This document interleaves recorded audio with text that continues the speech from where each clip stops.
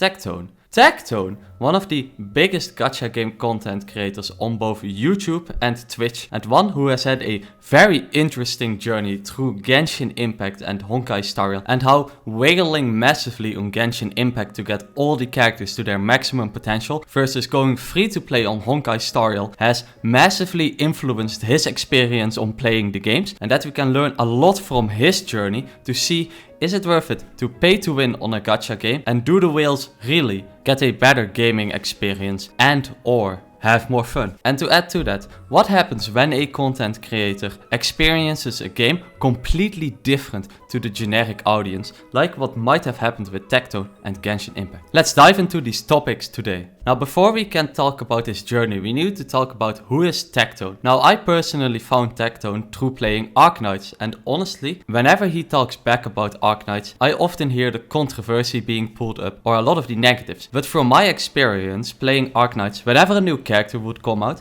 I would wait for the Tectone stream and pull at the same time as him, and it really gave a sort of immersive experience between the content creator and me, just a normal gamer, as his kind of experience with Arknights really aligned with mine. I was at a similar curve of progress at Tectone throughout the entirety of the game. I got a lot of the characters that he got, and with new content releases, it was really fun watching him play a certain part of the game and then trying to tackle it yourself through maybe a different sense, or summoning at the same time and seeing if you perhaps can get lucky and it feels like someone joins you on the journey. I think that is also part of the magic that makes watching streams fun, as you have a lot of personal interaction with the stream, and it feels like you are kind of right there experiencing it as it's live.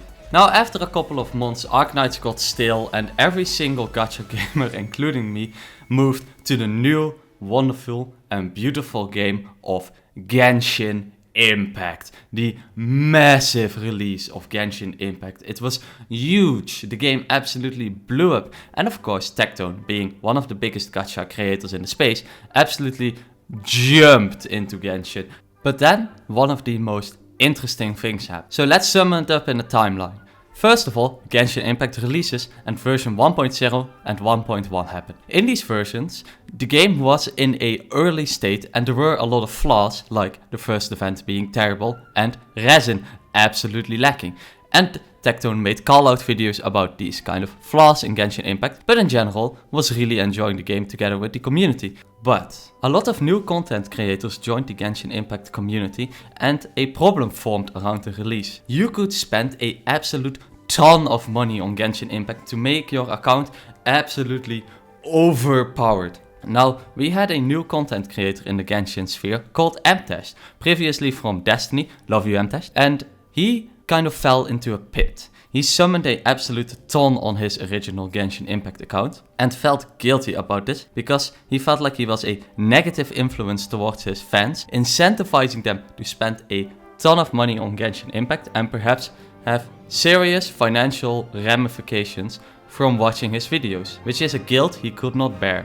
For that reason, Mtash swore, I'm not going to use this account anymore. I'm going to become full free to play in Genshin Impact and just play the game as a F2P from now on, because spending on Genshin Impact is a bad example for my viewer base. Now, Tectone addressed this quite nicely on his Why I'm Not Going Free to Play in Genshin Impact But You Should video, where, to summarize, he said, as a content creator, you kind of want to have all the characters and show off their maximum potential because you are a content creator and that is what you do. You show off the characters. It's a major piece of Genshin Impact content to your audience and you show them at their maximal potential. But you definitely shouldn't, because a gacha addiction is just not a responsible way to spend a large amount of your income. So the path Tectone chose here, which is completely fine and alright, is to continue wailing on Genshin Impact and continue having a absolutely stacked account.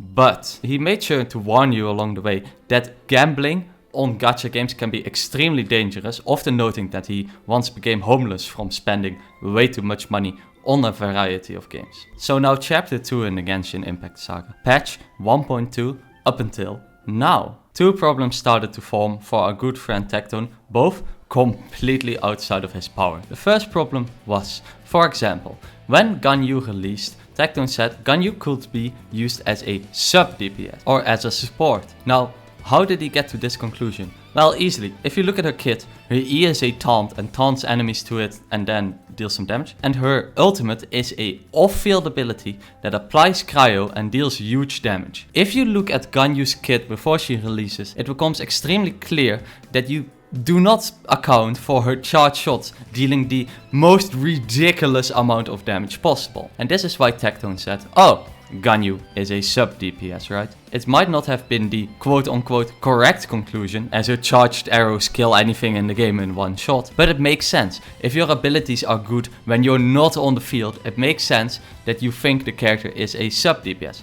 But a lot of negativity was sent towards Tectone in this reason, and it was enforced for one reason. Oh, you have every character C6 and your account is wheeled to the absolute teeth, so your opinion does not matter. Tectone and his content creator opinion got a lot of backlash and a lot of attacking because his account was absolutely stacked, and from the wailing point on was not an accurate representation on how the usual Genshin Impact player sees Genshin Impact and plays Genshin Impact. So flashing back to Arknights really quick, his account was very similar to mine, and I could relate to what he was doing in the game and enjoyed with him. But with Genshin, Tectone was miles ahead in power from me, because his account was absolutely insane with all the C6 constellations and with how much harder it is to get the max potential out of a character in Genshin Impact. Because of this distance, a lot of viewers, especially viewers who wanted to spread some hate or oppose his opinions, started to use the argument, you have a fully C6 account and thus your opinion does not matter.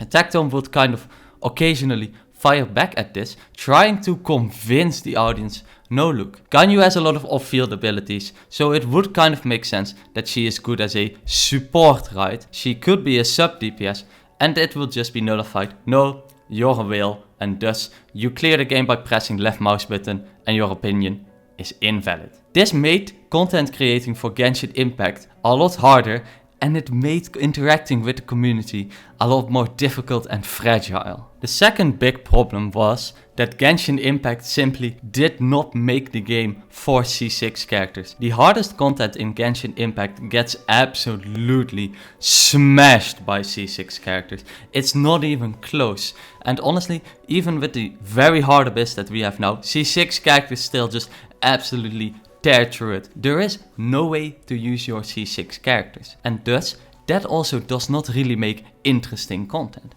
because with a combination of you can't really talk about new releases properly with the community, because the community will constantly latch back at you if you just don't have the meta opinion and constantly use, oh, you're a whale, your opinion doesn't matter, as the argument back, which is just, you can't really fight against that. And at the same time, Genshin Impact does not offer you any content for your god tier account, as you're just destroying Abyss. The rest is just talking and hearing Paimon say, oh, my name is Paimon, and I will now repeat everything that was said in the last cutscene. It is guaranteed to have the content creator go against the game and start getting into a lot more arguments with the game loyalists who will defend Genshin Impact even if they are asked to pay 60 euros for every single month of gameplay. And because it is very hard to have an online discussion with a very large group of people who are actually kind of set on their opinion and just want you to affirm their opinion, it kind of turns into a shouting match and you get things like controversy and YouTube drama. Now, Tectone came under a lot of fire from different controversies and different YouTube dramas that all originated from him being critical of Genshin Impact and having criticism on the game, the characters and everything around it. And because of this, certain people just took him in his sights and decided to try and pick on this creator for everything that they could. I do personally think this was a bit unfortunate, as criticism often leads to a better product. As if someone criticizes your product, for instance, you can criticize this video, tell me certain things that you dislike about it, and I can incorporate it into my next video and maybe improve it on there. But there is a very large difference between criticism and just straight drama, where the usefulness often falls away. Now, a lot of unproductive screaming back and forth happened here, and it all in all impacted Tectone's channel in a negative way, where drama was more of the forefront and his fun in Genshin Impact decreased a lot. So now let's move on to Honkai Star Rail.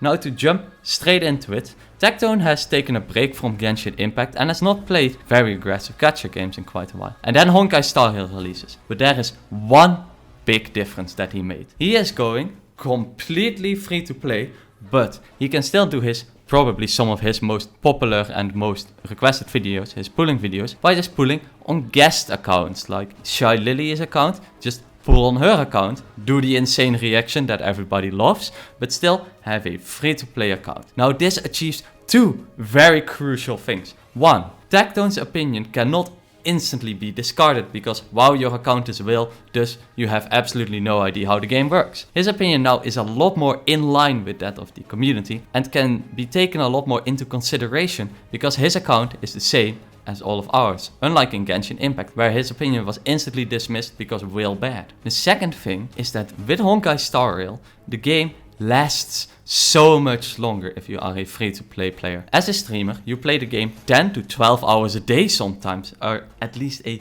ridiculous amount of time. And Honkai Star Rail is just not made for that. But as a free-to-play player, taking it chill, enjoying your time with the community, as Tectone is doing now, he is just clearly enjoying the game more, providing, in my opinion, better and more positive and especially more constructive content because of his approach towards the game, being a free-to-play player. And this all accumulated in one of the most beautiful Tectone streams I have ever seen, with him finally being able to pull for Kafka on his free-to-play Honkai Star Rail account. After saving for absolute ages to get Kafka since the start of the game, he could finally use his F2P account and pull for Kafka. And every 10 pull during that stream, it felt exciting. You could see the excitement coming from Tectone, having farmed very hard for these pulls and finally being able to use them on the character that he has been looking after for such a long time. We never really got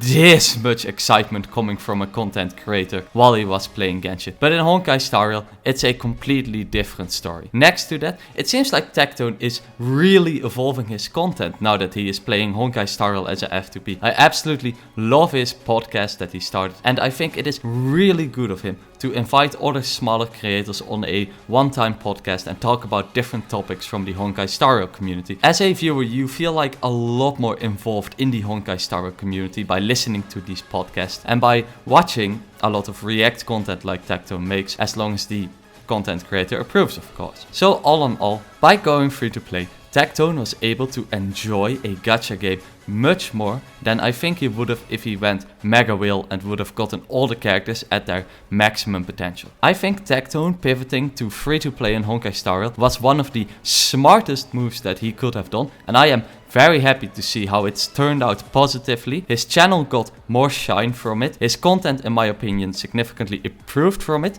and I feel like he has just been more happy as a person, at least during the streams. Though this has a lot more factors than just whatever game he is playing. And lastly, there's just a lot less discussion with the Honkai Star Rail community than there is with the Genshin Impact community, which is really pleasant to see, as content creator drama can get incredibly exhausting.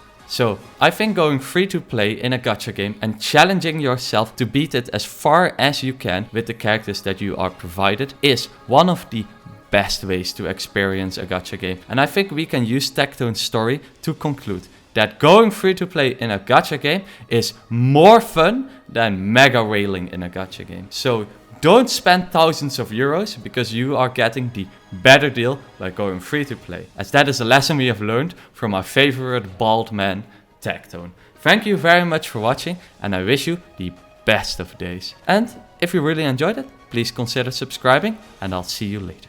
To me? Why are you doing this to me? Please, I want her so bad.